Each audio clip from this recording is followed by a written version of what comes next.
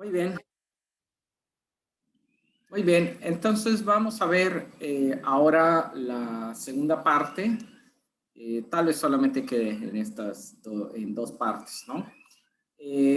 Ahora tenemos que ver a México después del cardenismo, después de 1940. Vamos a hacer una revisión súper rápida eh, para dejar solamente el curso en la antesala del neoliberalismo. ¿Ok? Entonces, bueno, les voy a compartir la pantalla. A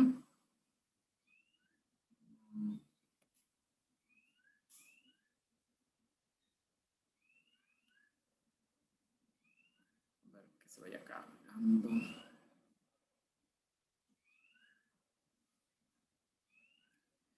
Ok, para checar lo que fue el periodo posterior a las reformas cardenistas, les traigo esta tabla. No es necesario ser economistas ni saber de finanzas para entender los elementos más básicos, ¿no? Más sencillos de una tabla. Si vemos una línea ascendente, lógicamente nos está indicando que las cosas iban mejorando, ¿verdad? Que las cosas iban bien. Tenemos aquí los años, ¿no? En la parte inferior de 1940 y llega hasta 2020, ¿no? Aunque los datos llegan más o menos hasta el 2012 con el presidente, al inicio del presidente Peña Nieto, finales del sexenio de Felipe Calderón. Entonces, vean, es una tabla que nos está representando la mitad del siglo XX y un poquito más, ¿no? Pero bueno, vamos a ubicarnos en la primera parte, ¿no? De 1946, más o menos, hasta 1980. El presidente Lázaro Cárdenas va a concluir su periodo en 1940. Después va a seguir, va a continuar un presidente que se llamó Manuel Ávila Camacho. Manuel Ávila Camacho también va a ser militar, va a ser el último presidente militar, el último presidente general. Va a tener amistad, claro, va a ser cercano, colaborador del presidente Lázaro Cárdenas, pero su característica es que él va a representar los intereses también de los grupos conservadores que había en el gobierno, que había en el partido. No todos estaban a favor de las transformaciones de Lázaro Cárdenas. No todos estaban a favor, digamos, de distintas cuestiones como estas, ¿no? Igual lo que habíamos visto en la sesión pasada, bueno, pues el cardenismo va a desarrollar reparto agrario, la educación científica y técnica, llamada educación socialista, el impulso a la infraestructura como los ferrocarriles, ¿verdad? Los puertos, sistemas de irrigación en la tierra y la expropiación petrolera. Paradójicamente, no todos estuvieron de acuerdo.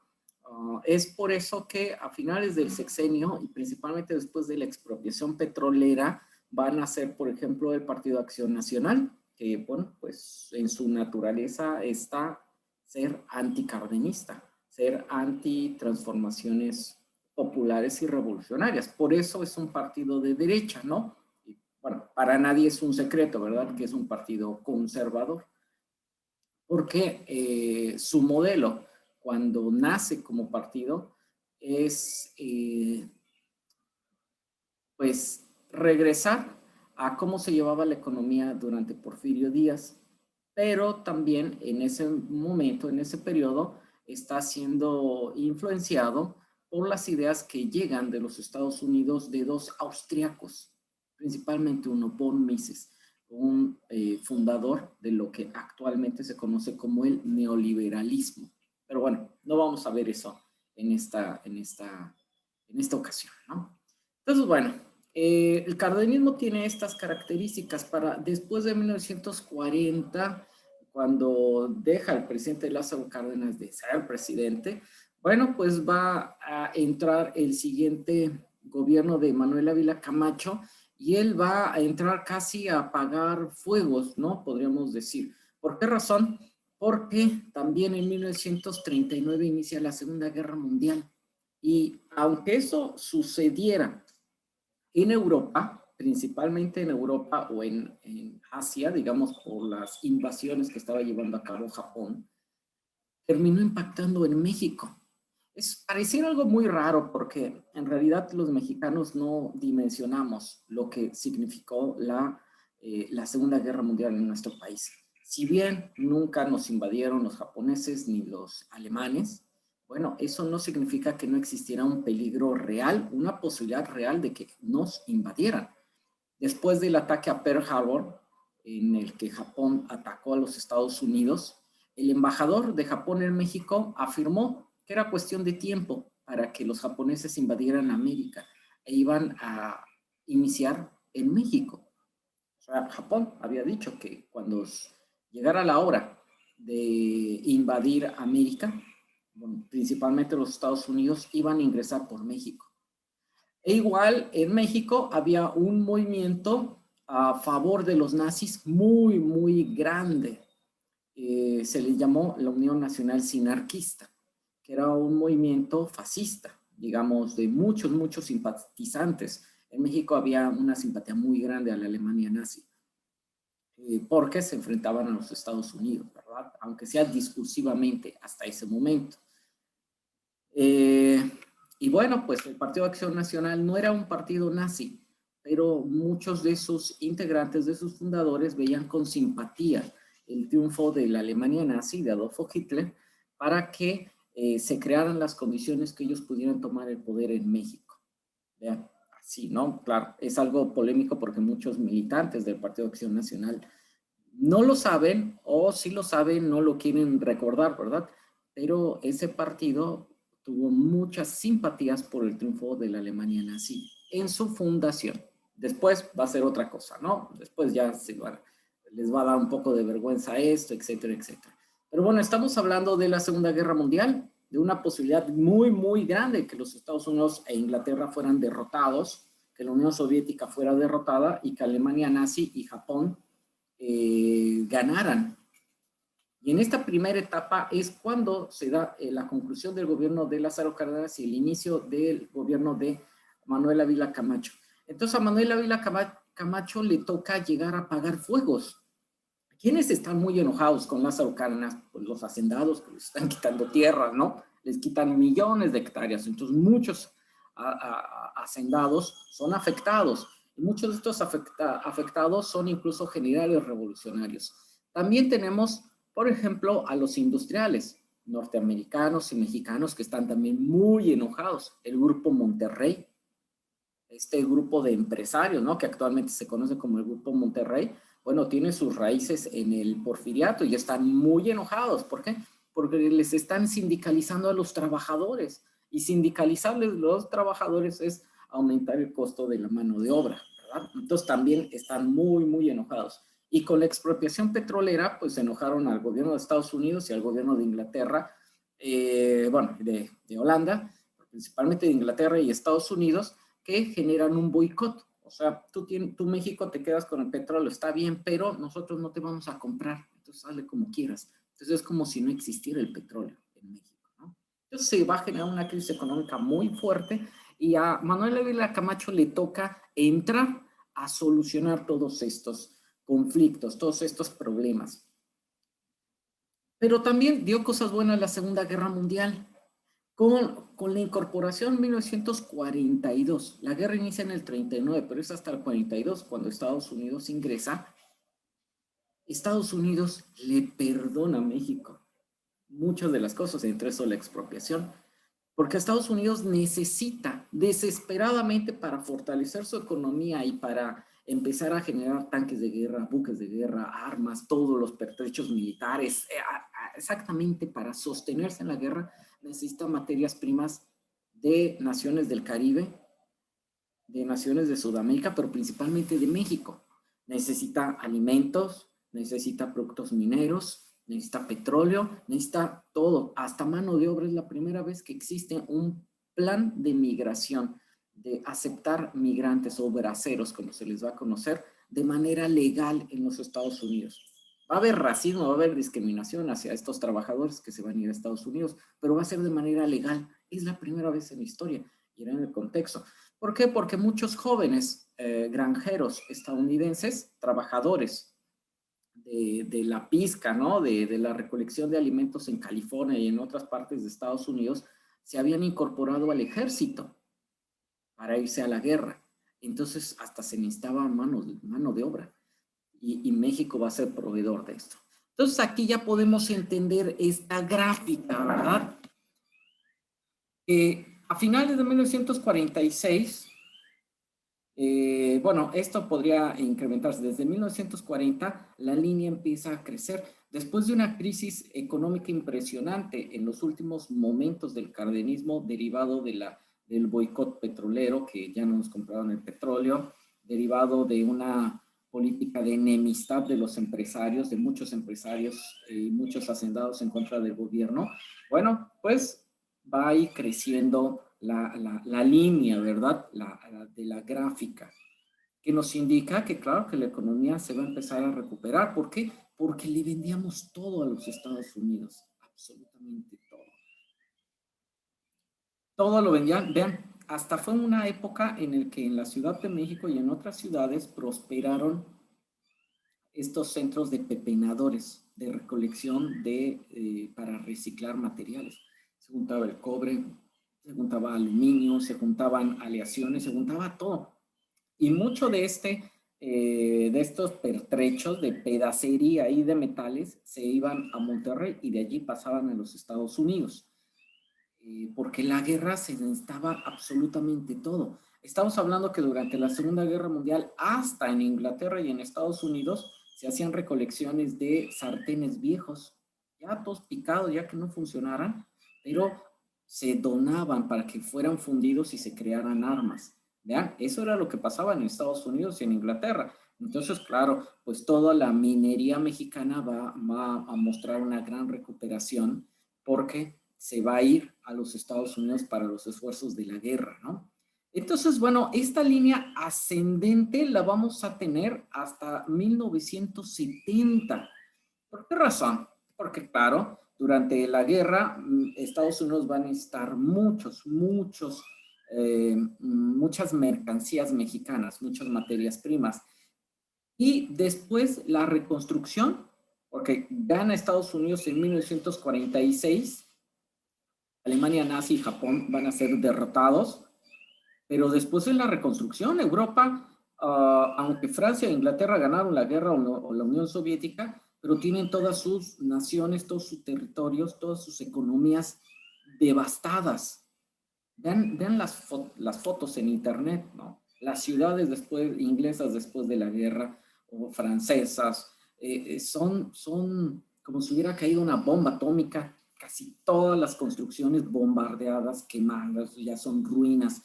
Queda muy mal y la industria europea queda peor, ¿no? Los japoneses quedaron también peor, quedaron muy, muy mal, ¿no? Después de 2 bombazos atómicos y una serie de bombardeos.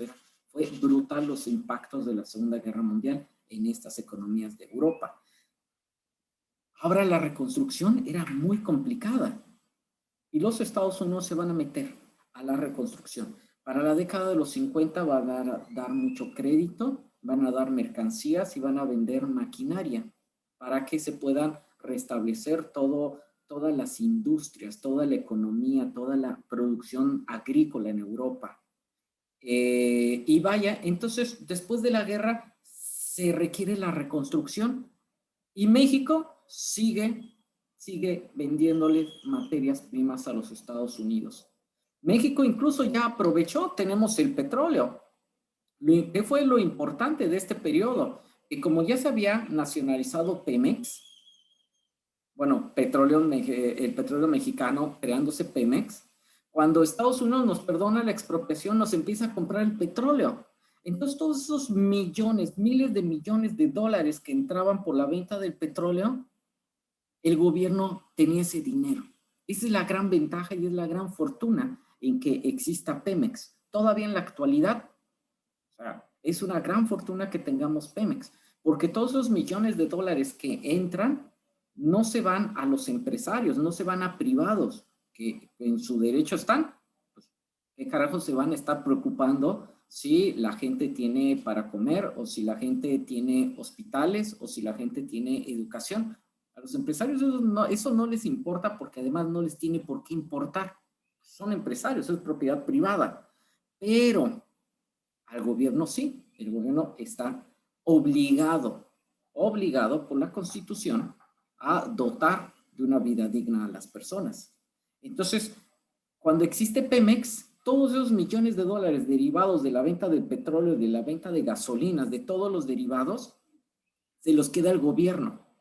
Y eso se va a utilizar para crear infraestructura, carreteras, caminos, comunicaciones, extender, digamos, las comunicaciones en todo el país, crear puertos, también para crear universidades estatales, para fomentar, digamos, la industrialización del campo, para financiar proyectos de irrigación, para transformar todo este país. Vean, después vamos a tener digamos, una serie de proyectos bien importantes.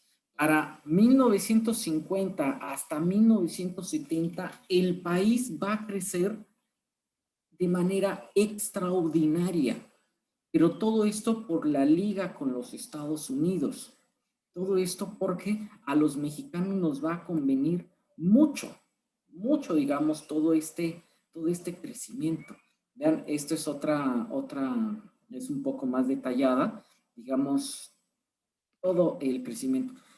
De 1946 hasta 1980, México va a crecer al 3.9%. Es algo extraordinario. Bueno, pensando que de 1980 al año 2000, o sea, durante 20 años, el país no creció ni siquiera 1%, ni siquiera medio punto, creció 0.4%, o sea, no creció nada. Pensando que durante más de 30 años anteriores, el país había crecido casi 4% durante 20 años de 1980 a 1920. Todos los que nacimos o crecimos en esa de los 80 al 2000, para nosotros fueron décadas perdidas. No hubo crecimiento. Por eso estas generaciones, mi generación, no tiene ninguna esperanza de que las cosas mejoren, ¿no? Porque no nos significa mucho, ¿verdad? El futuro. Del 2000 al 2020, en los años que ustedes crecieron, se creció solamente económicamente 1.5%. Eso es casi nada, ¿no? Igual, por eso ustedes tienen muchas dudas en su futuro laboral. La gente sale de las universidades y no tienen trabajo, por ejemplo, o es muy difícil encontrar trabajo. O, por ejemplo, muchos de ustedes se proyectan tener como empresas y autoemplearse, ¿no? ¿Por qué? Porque lo más seguro es que cuando encuentren un trabajo, pues antes de las nuevas leyes laborales, pues no iban a tener seguro social, no iban a tener Infonavit, no iban a tener pensiones o pensiones decorosas, ¿no? Etcétera, etcétera. Y por eso se generan, digamos, el turismo alternativo y todo este tipo de cosas, ¿no? Pero porque el país estaba creciendo muy poco a comparación. Si yo les dijera que de la década de los de 50 al 70 se llegó a crecer a 7, 8%, o sea, esto es demasiado, digamos, es demasiado para nosotros, para poderlo imaginar y comprender. Alguien que colocaba una empresa le iba súper bien, ¿no? Para 1970, ¿qué es lo que pasa? En 1970, y con esto ya voy a ir concluyendo, se descubre un pozo petrolero, se llama Cantarell, allí en las costas del Golfo de México, bien importante. En el 71 nos volvemos locos y el gobierno se vuelve loco, ¿no? Le va bien, pero económicamente ya Estados Unidos se va frenando, entonces compra menos cosas a finales de los años 60 y a nosotros nos empieza a impactar. Entonces decimos, bueno, tenemos que adaptarnos a esta nueva realidad, pero descubrimos petróleo, más petróleo. Creemos que México va a ser una nación como Arabia Saudita, con tanto petróleo que no vamos a tener necesidad de organizar nada, casi ni de trabajar, solamente vivir del petróleo. Y el gobierno se vuelve loco, así textual, ¿no? En la década de los 70 va a descubrir a Cantarell y va a iniciar operaciones en el 79. Vamos a regresar aquí. Del 70 al 79, antes del 80. Durante esos 10 años, ¿qué hizo el gobierno? Endeudarse para desarrollar toda la industria petrolera. ¿Por qué razón? Porque no es nada más extraer el petróleo. En primero son plataformas que te cuestan mucho, ¿no? Mucho dinero. Y Pemex las compró. Después es los buquetanques. Tú necesitas medios para llevar el petróleo a tierra firme. En tierra firme tienes que crear gasoductos o tienes que crear refinerías. Tienes que modernizar las refinerías que ya tienes. Incluso debes de preocuparte hasta en las pipas, ¿no? Y después, digamos, gasolineras y todo eso. Son millones, miles de millones de dólares en inversión. Bueno, México lo hizo, pero todo lo hizo por créditos, por préstamos, principalmente a Estados Unidos. ¿Qué es lo que va a suceder? Que el precio internacional del petróleo en la década de los 70 estaba arriba, estaba alto. Después de 1981-82 empezó a bajar. Y entonces México se queda muy endeudado por desarrollar Pemex, por casos de corrupción también, muy, muy endeudado. Y los ingresos petroleros que pensábamos que íbamos a tener no se dan. O sea, el barril del petróleo estaba más o menos como a veintitantos dólares por barril y bajó a $2, a veces hasta un poco menos. Entonces, bueno, los ingresos que México pensaba tener no se van a dar y en 1981-82, pues todos a llorar porque tenemos una inflación o una crisis económica brutal en este país. Y esto es lo que abre la puerta a todos los, digamos, gobiernos que van a administrar una crisis brutal. Vean la fecha de 1980 al 2000, México no se puede recuperar de deuda externa y de casos de corrupción que fueron creciendo cuando este país le iba bien. Y para el año 2000 y 2020, bueno, pues tampoco nos pudimos recuperar bien de todo el descalabro. Pero bueno, el periodo de 1950 a 1970 podemos decir que es el periodo del milagro mexicano. Es el milagro, es un periodo que a México le va a ir bastante bien. Se desarrolla, por ejemplo, su industria turística. Cuando saben que las cosas empiezan a frenarse, por ejemplo, van a hacer Cancún como destino turístico. A ustedes les toca esto, ¿no? Ya con esto voy cerrando. Para la década de los 50 se desarrolla, bueno, para los años 40 se desarrolla Cancún como destino turístico. Para la década de los 50, claro, se va a proyectar a nivel internacional. Vean la película de Los Tres Caballeros, hecha por Disney, donde está el Pato Donald, donde está Pepe Carioca, que era de Brasil, y donde está Pancho Pistolas. Bueno, y una de las locaciones, supuestas locaciones de la película es Acapulco. Es un destino promocionado por Disney, ¿no?